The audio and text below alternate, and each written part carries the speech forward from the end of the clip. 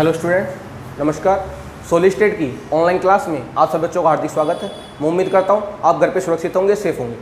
और ये जो लॉकडाउन का माहौल चल रहा है, इसमें आप अपने टाइम को पूरी तरह से यूटिलाइज करें, ताकि जब भी ऑफलाइन क्लास हो तो आपको पहले वाला चैप्टर पूरा रिवाइज हो। बात समझ रही है आपको? तो आप अपने समय का उपयोग करें, क्योंकि बोर्ड की एग्जाम 5 या 6 महीने बाद में तो आपको देनी है। तो इस चीज़ को आप समझ लें और अपना जो टाइम है, मैक्सिमम जो टाइम आप है वो अपना पढ़ाई पे ध्यान दें, क्योंकि इस टाइम आपको कुछ काम भी नहीं करना पड़ता और आप पढ़ाई पे पूरा ध्यान दे सकते हैं। तो बिना बात किए हम अपने सॉलिड स्टेट सिलसिले को आगे बढ़ाते हैं। पहली बात तो मैं आपको प्रूव कर दूं कि आपका जो सॉलिड स्टेट था वो 2 पार्ट के अंदर डिवाइड था। एक पार्ट हम कवर कर चुके भाई। उस पार्ट के अंदर हमने क्या क्या पढ़ा, एक बार थोड़ा रिवाइज करवा देता हूँ। हमने ठोसों के बारे में पढ़ा, कितने प्रकार होते ये पढ़ लिया हमने, कौन कौन से होते ये पढ़ लिया। फिर हमने ब्रेवेज जालकों की बात की, फिर हमने क्यूबिक यूनिट सेल की बात की, उसके पैरामीटर सीखे, उसके अंदर एससीसी बताई, बीसीसी बताई, एफसीसी बताई, ईसीसी बताई, उसके अंदर अवयवी कणों की संख्या बताई, उसके अंदर पैकिंग एफिशिएंसी बताई। फिर हमने क्लोज पैकिंग पढ़ी। फिर हमने कल वाले लेक्चर के अंदर डेंसिटी पढ़ी कि डेंसिटी क्या होती है। हमने कुछ वर्ड्स की चर्चा की। ये एनीथिंग, ये जो कॉन्सेप्ट वाला पार्ट है, जो सोचने वाला पार्ट है, वो हम कवर कर चुके हैं भाई सॉलिड स्टेट में अब तक। बात समझ आ रही है आपको? यानी अब तक आपने जो पार्ट पढ़ा है वो ओनली फॉर ओनली आपकी मेमोरी और आपकी इमेजिनेशन के ऊपर बेस्ड था। अब जो हम बात करने वाले हैं वो बात करेंगे थ्योरी वाले पोर्शन की, और वो है डिफेक्ट्स इन सॉलिड। इसको हिंदी में बोलते हैं ठोसों में अपूर्णता या दोष। इंपॉर्टेंट टॉपिक भी है अपने आप पे, क्योंकि मैं ये कहूं कि अगर बोर्ड एग्जाम की अगर आप बात करते हो तो एक या 1.5 नंबर का क्वेश्चन थ्योरी वाला आता है, और वो थ्योरी वाला जो क्वेश्चन आएगा वो यहीं से आएगा भाई, डिफेक्ट्स इन सॉलिड से।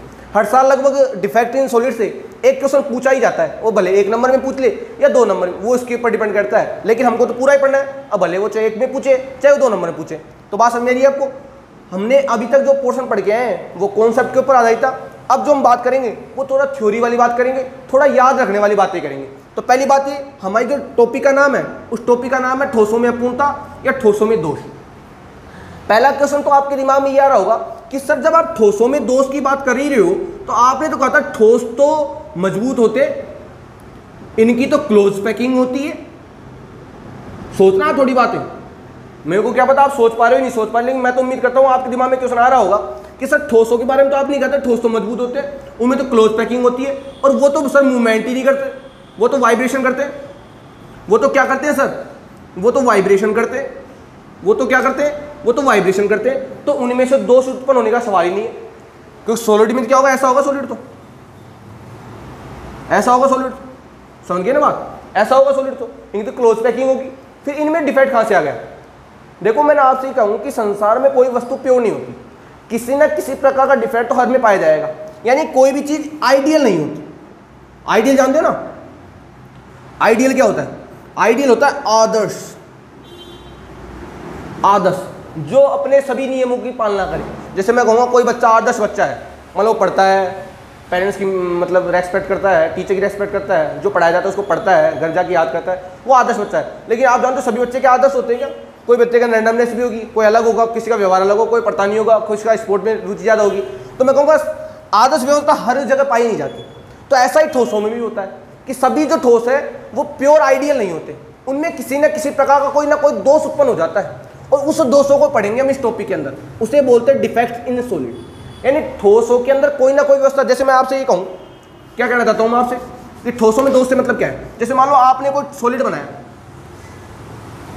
जैसे इसको दिखाया ऐसे, पता लगी गया होगा, वो पास पास होते हैं। जैसे आपने कोई सॉलिड बनाया, ही बना दिया, और जब आपने ये तो अपने पास था आइडियल सॉलिड, आदर्श था। अब इसके अंदर दोष कैसा होगा कि मान लो यहां से ये एटम यहां से उठ के गायब हो जाए, ऐसा हो जाए, नेक्स्ट के अंदर ऐसी व्यवस्था हो जाए, तो बताओ इस वाले पॉइंट के अंदर वो एटम था क्या? नहीं था। जैसे ही यहाँ एटम नहीं आया, बताओ यहाँ दोष उत्पन्न हुआ कि नहीं हुआ? फॉर एग्जाम्पल, आपने एक मकान की दीवार बनाई, उस दीवार का निर्माण किया था अपनी ईंटों से। अगर मान लो बीच के अंदर से मैं कोई ईंट निकाल लेता हूं, तो मैं कहूंगा आपने जब एक ईंट निकाली तो बताओ दीवार अब अच्छी लगेगी क्या? उसके अंदर एक को जो कोना है, भाई आपकी दीवार ऐसे थी, ऐसी थी आपकी दीवार। अब मान लो आप यहां से एक ईंट निकाल लेते हो, बताओ वहां पे होल क्रिएट होगा कि नहीं होगा? तो बताओ उस सॉलिड के अंदर ये जो आपके पास सॉलिड बना था, बताओ उसके अंदर डिफेक्ट क्रिएट हुआ कि नहीं हुआ? तो इस प्रकार ठोसों के अंदर दोष उत्पन्न हो जाते हैं। अब हमको देखने हैं कि वो दोष होते कौन कौन से हैं और कैसे कैसे उत्पन्न होते हैं, उनके तरीके क्या हैं, और कब कब आते हैं, बात समझ आइए। लेकिन आप ये समझ लो कि कोई भी ठोस एक आदर्श ठोस नहीं हो सकता, उसमें किसी न किसी प्रकार का दोष उत्पन्न हो भी सकता है और नहीं भी, आदर्श हो भी सकता है और नहीं। मैं कह रहा हूँ संसार में जो वस्तु है वो आदर्श हो भी सकती है और नहीं, अब वो डिपेंड करता है कंडीशन के ऊपर। बात समझ में आई आपको? अब सुना ध्यान से। पहली बात तो ये कि सर ये आदर्श कब होंगे, यानी ऐसा सॉलिड कब होगा जब उसके अंदर कोई दोष नहीं होगा। तो सुनो आप ध्यान से, भाई आपके पास मान लो ये सॉलिड है, ये मान लो आपके पास सॉलिड है, तो इस टाइम में क्रॉस पैकिंग में है और ये इसके ऊपर टेम्परेचर मान लो आप 0 केल्विन, कितना मान लिया आपने? 0 केल्विन जानते हो ना, -200 डिग्री सेल्सियस, इस पे होगा केल्विन, क्योंकि फॉर्मूला क्या होता है केल्विन का, सेल्सियस प्लस 270, जान दो ना। अगर इसकी जगह ये लगा दूं मैं, आगे 0 केल्विन, ये केल्विन चेंज करने का तरीका है, बताया जाता है आपको 11th में, जो कोई बड़ी बात नहीं है।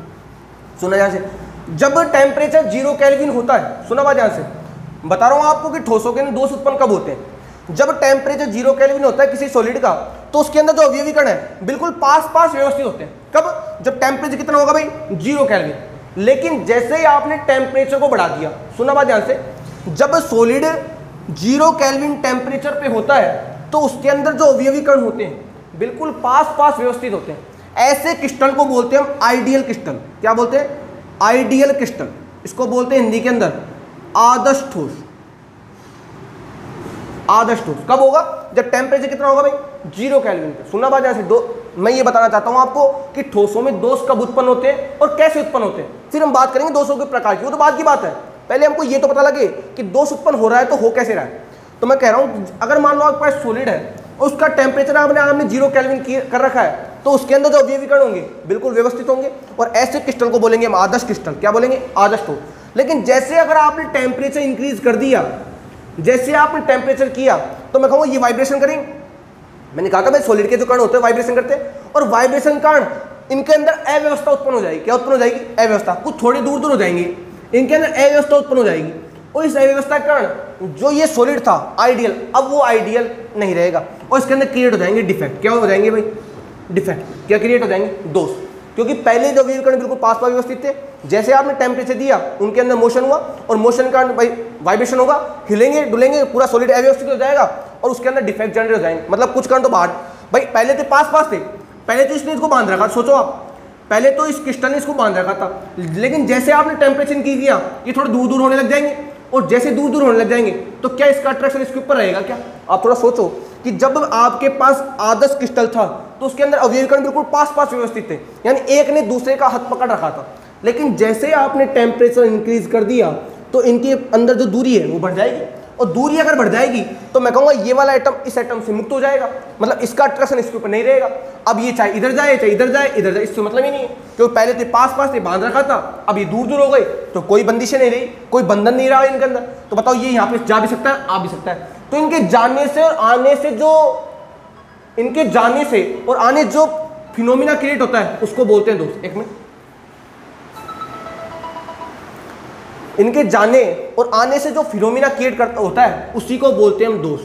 उसी को क्या बोलते हैं हम? दोष। बात समझ आ रही है आपको कि जो क्रिस्टल पहले एक आदर्श क्रिस्टल था उसके अंदर जैसे आपने टेम्परेचर इंक्रीज किया तो इनके अंदर मूवमेंट मतलब मोशन होंगे, इनके अंदर दूरियां बढ़ जाएंगी, और दूरियां बढ़ जाने से इस एटम का अट्रैक्शन इस एटम के ऊपर नहीं रहेगा। अब ये एटम चाहे जाए चाहे इसको कोई मतलब नहीं है, तो मैं कहूँगा अव्यवस्था उत्पन्न हो गई। अगर मान लो ये एटम यहाँ से छोड़ के चला जाता है तो बताओ जो पहले सॉलिड ऐसे बना हुआ था, बताओ उसके अंदर अव्यवस्था उत्पन्न होगी ही नहीं? हो गई। और इस अव्यवस्था के कारण जो क्रिस्टल के अंदर इफेक्ट जनरेट होता है उसे बोलते हैं ठोसों में दोष। उसे क्या बोलते हैं? ठोसों में दोष।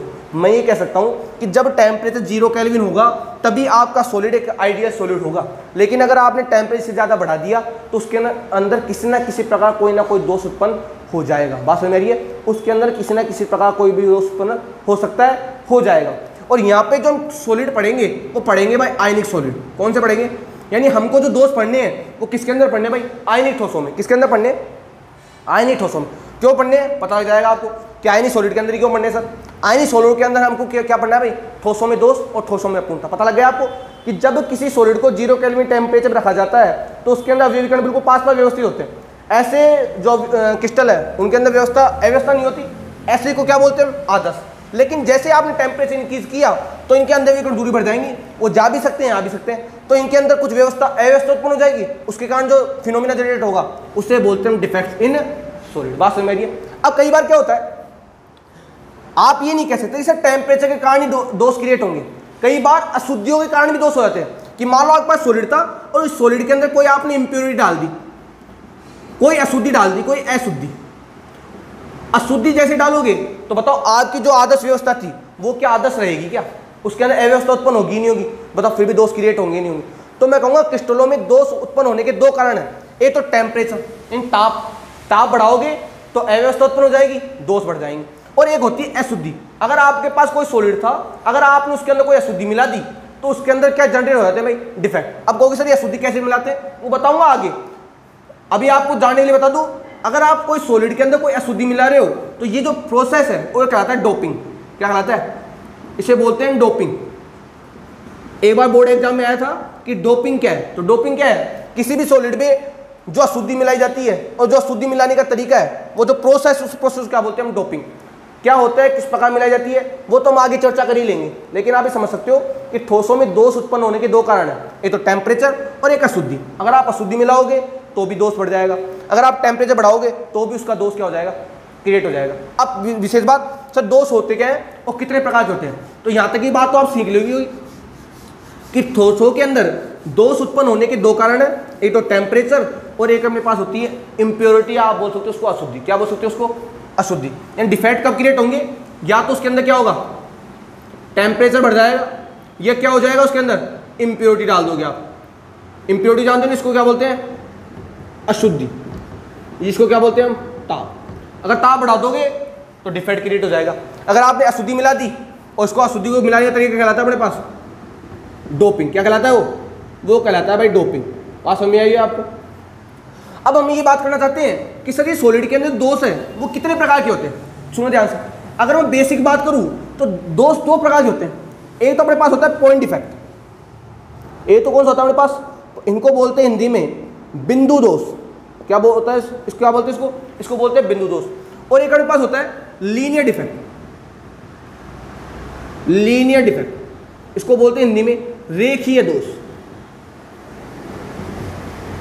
एक तो होता है अपने पास पॉइंट डिफेक्ट जिसे बोलते हैं हम बिंदु दोष, और एक अपने पास होता है लीनियर डिफेक्ट, इसे बोलते हैं हम रेखीय दोष।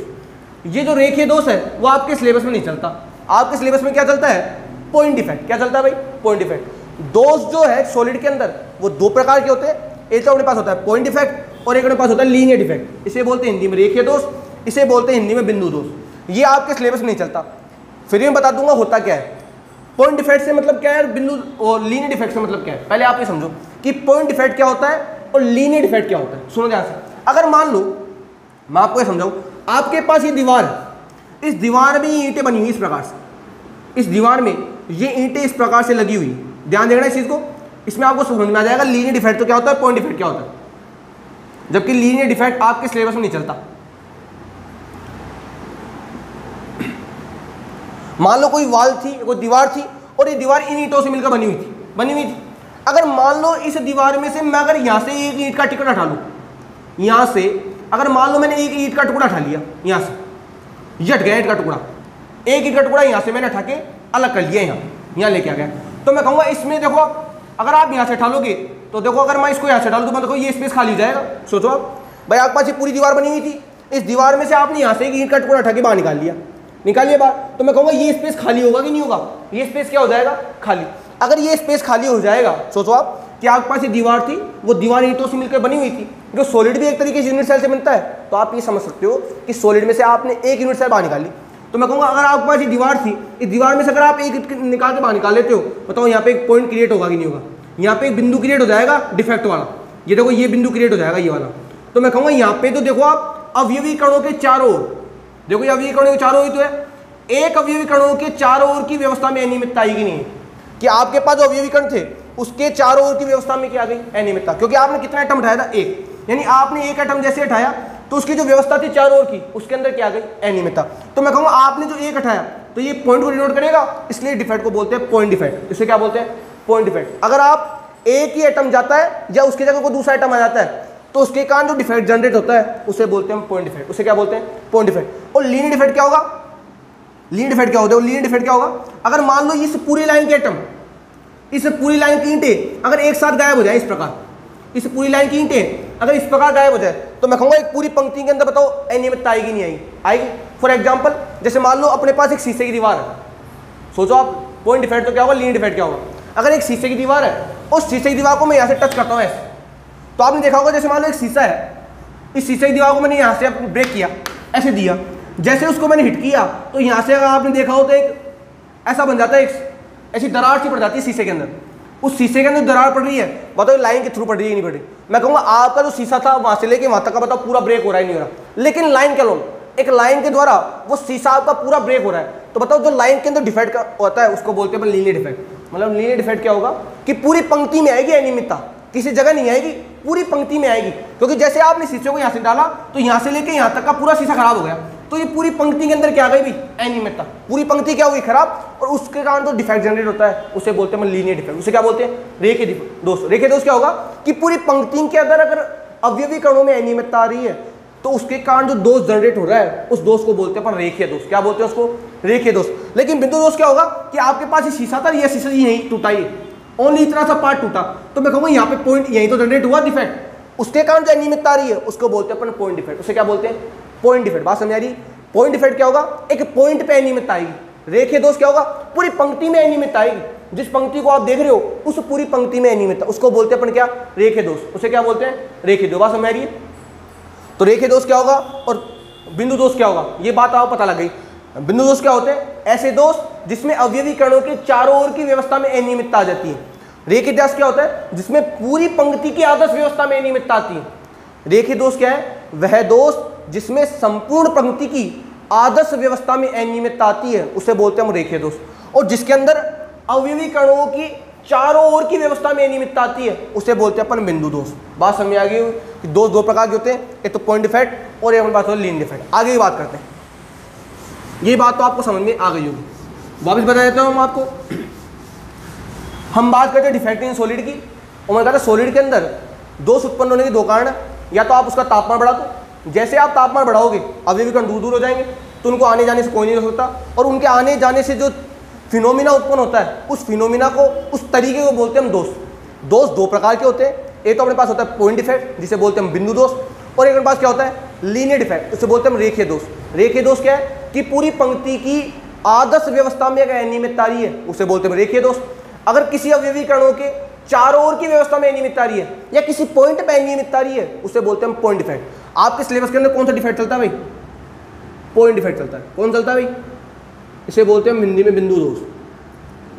बिंदु दोष तीन प्रकार का होता है, और ये तीनों टाइप्स आपके सिलेबस में चलते हैं भाई, क्योंकि सिलेबस में चलता ही तीन। कौन कौन सा होता है?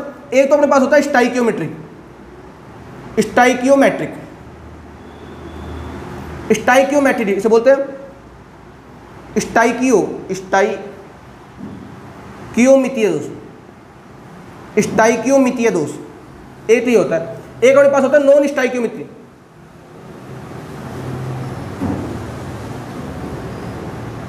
नॉन स्टाइकियोमेट्रिक डिफेक्ट इसे बोलते हैं हम नॉन, हिंदी में क्या बोलते हैं? नॉन स्टाइकियोमितीय दोष। नॉन स्टाइकियोमितीय दोष। और एक अपने पास होता है इम्प्योरिटी डिफेक्ट। बताया था मैंने आपको कि अगर आपने अशुद्धि मिला दी तो उसके कारण भी जो क्रिस्टल में दोष उत्पन्न हो जाता है, और जो अशुद्धि मिलाने का तरीका है वो कहलाता है डोपिंग। इसको बोलते हैं हिंदी में अशुद्धि दोष। इसे क्या बोलते हैं? अशुद्धि दोष। इसको हिंदी में बोलते हैं स्टाइकियोमेट्री को रस समीकरण मितीय, रस समीकरण मितीय दोष। क्या बोलते हैं इसको? रस समीकरण मितीय दोष। इसे बोलते हैं अरस समीकरण मितीय दोष।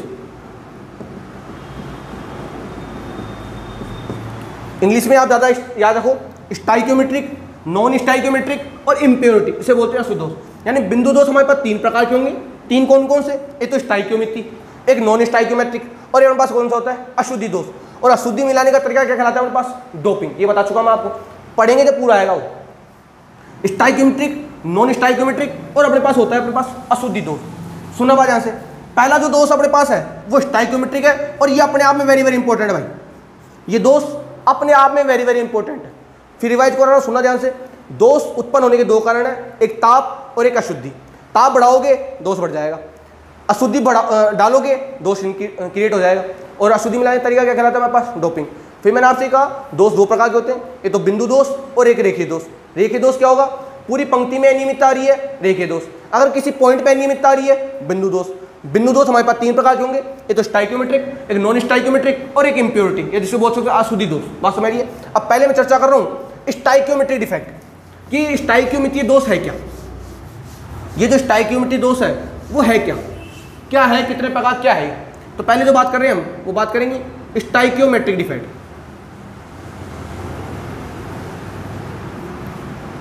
स्टाइक्योमितीय दोष। देखो इस दोष से मतलब है क्या? पहली बात तो ये सर दोष के बारे में हमको पता है, इस स्टाइक्योमेट्री का मतलब क्या होता है? भाई दोष तो तुम जानते हो, दोष तो उत्पन्न होगा ही होगा, लेकिन सर ये स्टाइक्योमेट्रिक से मतलब क्या है? पहले हमको नाम को जानना जरूरी होता है, उसके बाद में जानना पड़ता है उसका फीचर्स। तो पहले तो आपको ये समझना पड़ेगा कि सर ये स्टाइक्योमेट्रिक से मतलब क्या है। स्टाइक्योमेट्रिक से क्या होता है मतलब, सुना ध्यान से, दोष तो आप जानते हो कि दोष क्या होंगे, कैसे उत्पन्न होंगे, लेकिन स्टाइक्योमेट्री का मतलब ये होता है कि जिसके अंदर धनायन व ऋणायन, धनायन व ऋणायन का अनुपात बराबर होगा, या मैं कह सकता हूं जिसका निश्चित सूत्रों, ये बात ले देगी। मैंने कहा था आपको जो दोष पढ़ने हैं वो पढ़ने हैं आयनिक सॉलिड के अंदर। किसके अंदर पढ़ने हैं? आयनिक ठोसों में। किसमें पढ़ने हैं आपको? आयनिक ठोसों में। और आप जानते हो आयनिक जो सॉलिड होंगे, पढ़ा चुका मैं आपको, उसके अंदर दो चीज़ होंगी, एक तो अपने पास कैटायन होगा यानी अपने पास होगा धनायन, और एक अपने पास क्या होगा? एनायन, इसे क्या बोलते हैं अपन? ऋणायन।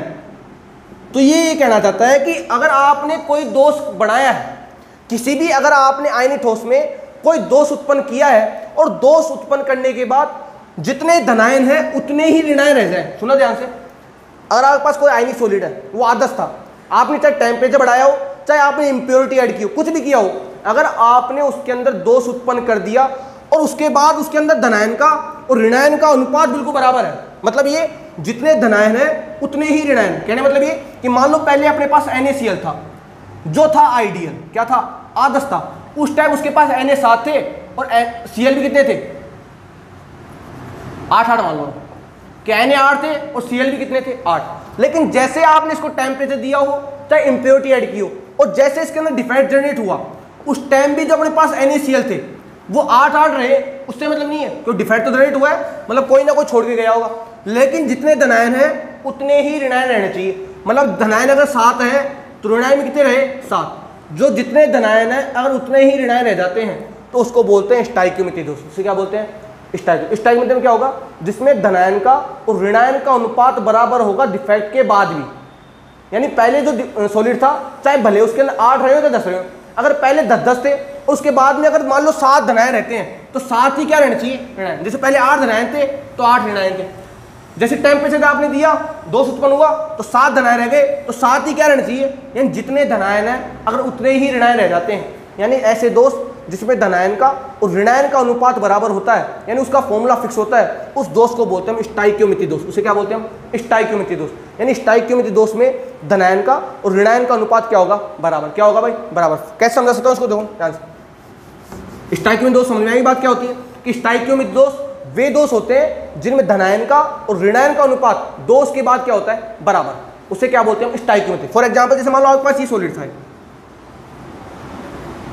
ऐसा मान लो, आप पूरी बात समझ में आ जाएगी। आप ये था, ये Na+ था, ये Cl-, फिर Na+, ऐसे होंगे Cl-, Na+, Cl-, Na+, फिर Na+, Cl-, Na+, Cl-। ये था अपने पास आइडियल क्रिस्टल।